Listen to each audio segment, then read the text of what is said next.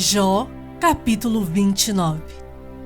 Prosseguiu Jó no seu discurso e disse: Ah, quem me dera ser como fui nos meses passados, como nos dias em que Deus me guardava, quando fazia resplandecer a sua lâmpada sobre a minha cabeça, quando eu, guiado por sua luz, caminhava pelas trevas, como fui nos dias do meu vigor, quando a amizade de Deus estava sobre a minha tenda, quando o Todo-Poderoso ainda estava comigo, e os meus filhos em redor de mim, quando eu lavava os pés em leite, e da rocha me corriam ribeiros de azeite, quando eu saía para a porta da cidade, e na praça me era dado sentar-me, os moços me viam e se retiravam, os idosos se levantavam e se punham em pé,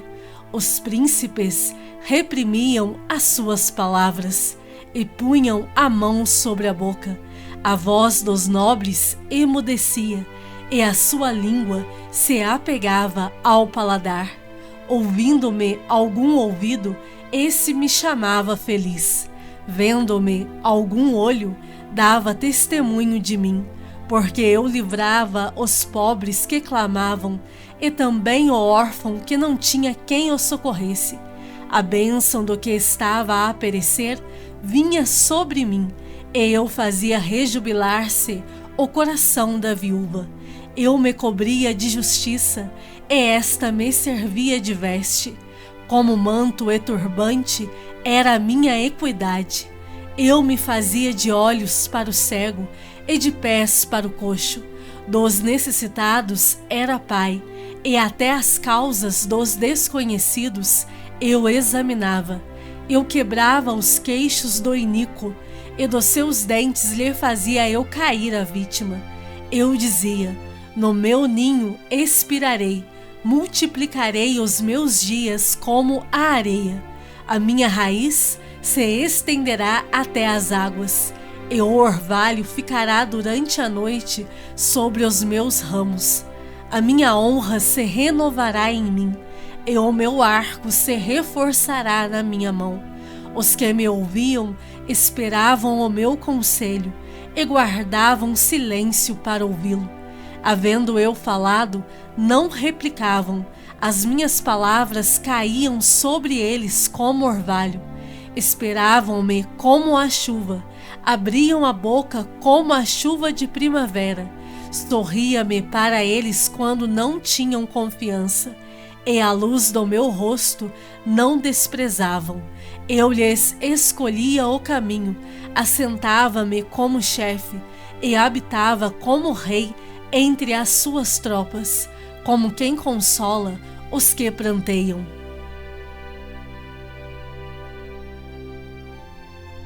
Jó, capítulo 30. Mas agora se riem de mim os de menos idade do que eu, e cujos pais eu teria desdenhado, de pôr ao lado dos cães do meu rebanho. De que também me serviria a força das suas mãos? Homens cujo vigor já pereceu? De míngua e fome se debilitaram, roem os lugares secos, desde muito em ruínas e desolados. Apanham malvas e folhas dos arbustos, e se sustentam de raízes de zimbro. Do meio dos homens são expulsos, grita-se contra eles, como se grita atrás de um ladrão. Habitam nos desfiladeiros sombrios, nas cavernas da terra e das rochas.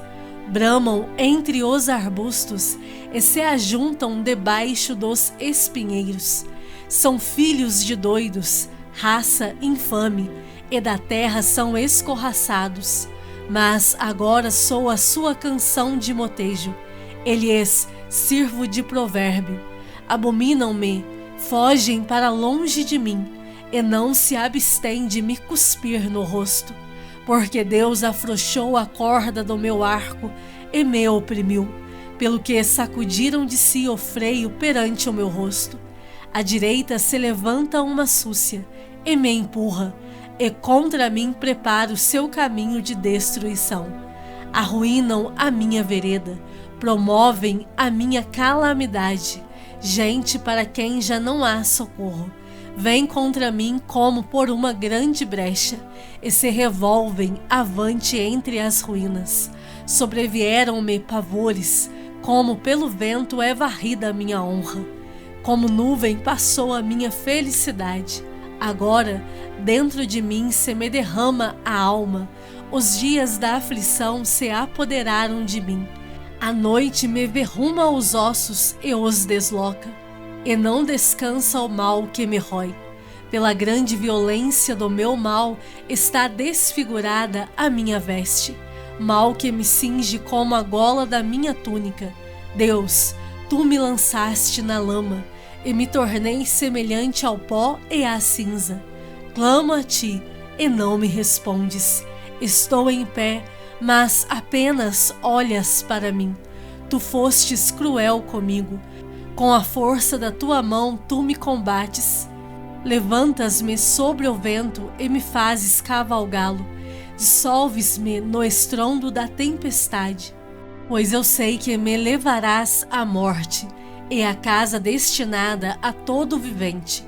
De um montão de ruínas não estenderá o homem a mão, e na sua desventura não levantará um grito por socorro?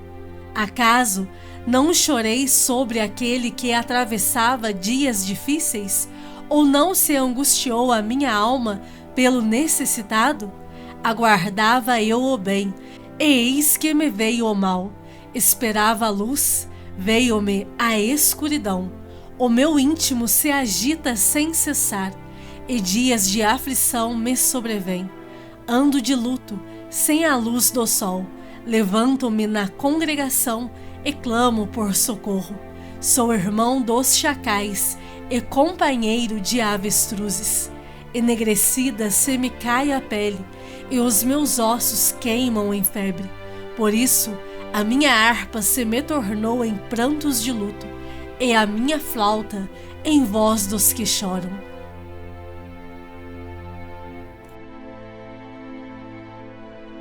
Salmos de número 57. Tem misericórdia de mim, ó Deus, tem misericórdia, pois em ti a minha alma se refugia. À sombra das tuas asas me abrigo, até que passem as calamidades. Clamarei ao Deus Altíssimo, ao Deus que por mim tudo executa. Ele dos céus me envia o seu auxílio e me livra. Cobre de vergonha os que me ferem. Envia a sua misericórdia e a sua fidelidade. Acha-se a minha alma entre leões, ávidos de devorar os filhos dos homens. Lanças e flechas são os seus dentes, espada afiada a sua língua. Sê exaltado, ó Deus, acima dos céus, e em toda a terra esplenda a tua glória. Armaram rede aos meus passos, a minha alma está abatida. Abriram cova diante de mim, mas eles mesmos caíram nela. Firme está o meu coração, ó Deus, o meu coração está firme. Cantarei e entoarei louvores. Desperta, ó minha alma, despertai lira e harpa. Quero acordar a alva, render-te-ei graças entre os povos, cantar-te-ei louvores entre as nações, pois a tua misericórdia se eleva até aos céus e a tua fidelidade até as nuvens. Sê exaltado, ó Deus, acima dos céus, e em toda a terra esplenda a tua glória.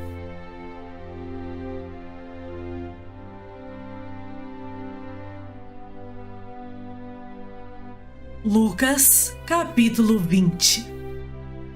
Aconteceu que, num daqueles dias, estando Jesus a ensinar o povo no templo e a evangelizar, sobrevieram os principais sacerdotes e os escribas juntamente com os anciãos, e o arguiram nestes termos: Dize-nos, com que autoridade fazes estas coisas? Ou quem te deu esta autoridade? Respondeu-lhes: Também eu vos farei uma pergunta.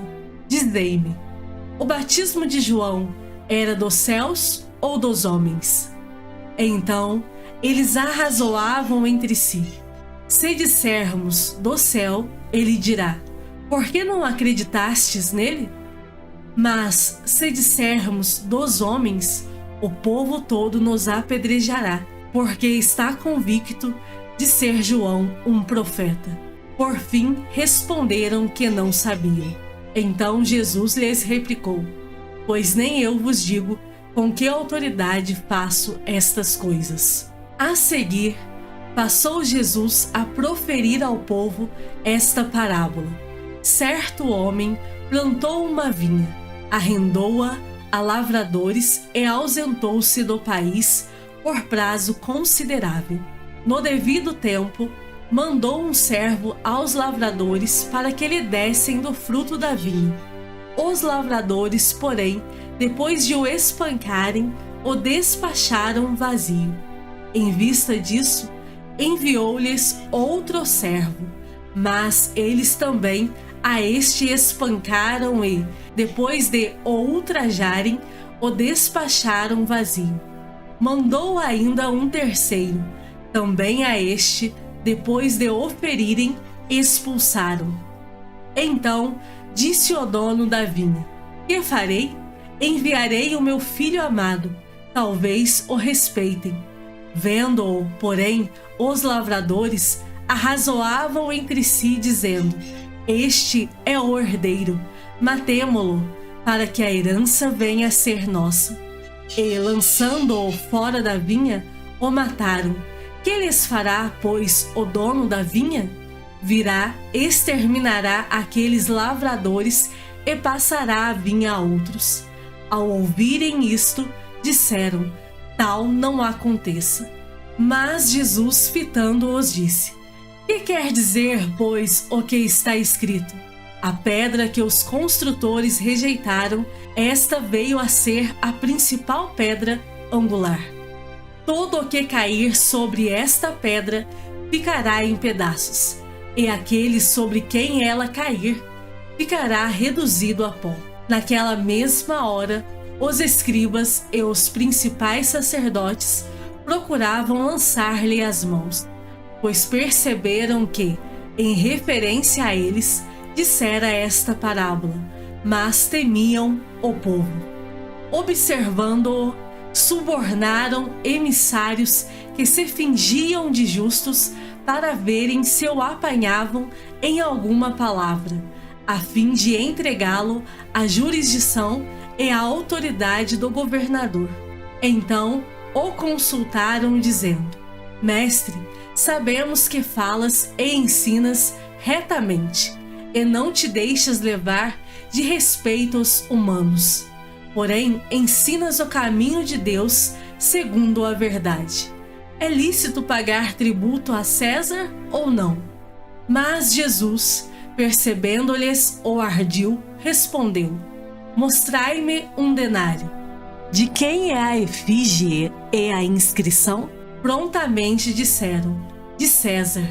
Então lhes recomendou Jesus: dai, pois, a César o que é de César, e a Deus o que é de Deus. Não puderam apanhá-lo em palavra alguma diante do povo, e, admirados da sua resposta, calaram-se.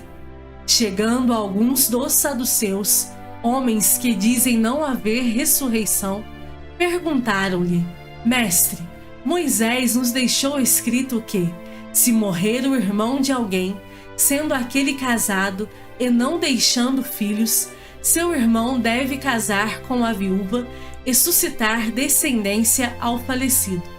Ora, havia 7 irmãos. O primeiro casou e morreu sem filhos. O segundo e o terceiro também desposaram a viúva. Igualmente, os 7 não tiveram filhos e morreram. Por fim, morreu também a mulher. Esta mulher, pois, no dia da ressurreição, de qual deles será a esposa? Porque os 7 a desposaram.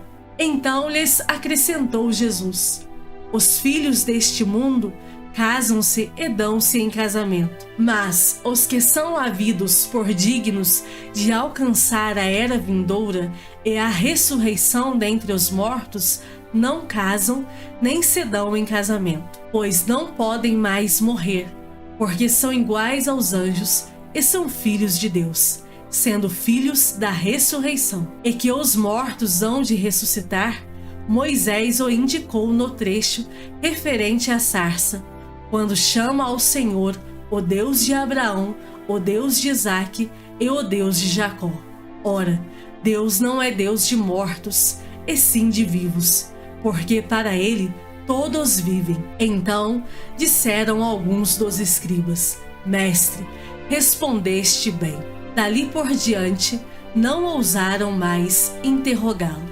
Mas Jesus lhes perguntou: como podem dizer que o Cristo é filho de Davi? Visto como o próprio Davi afirma no livro dos Salmos: disse o Senhor ao meu Senhor: assenta-te à minha direita, até que eu ponha os teus inimigos por estrado dos teus pés. Assim, pois, Davi lhe chama Senhor.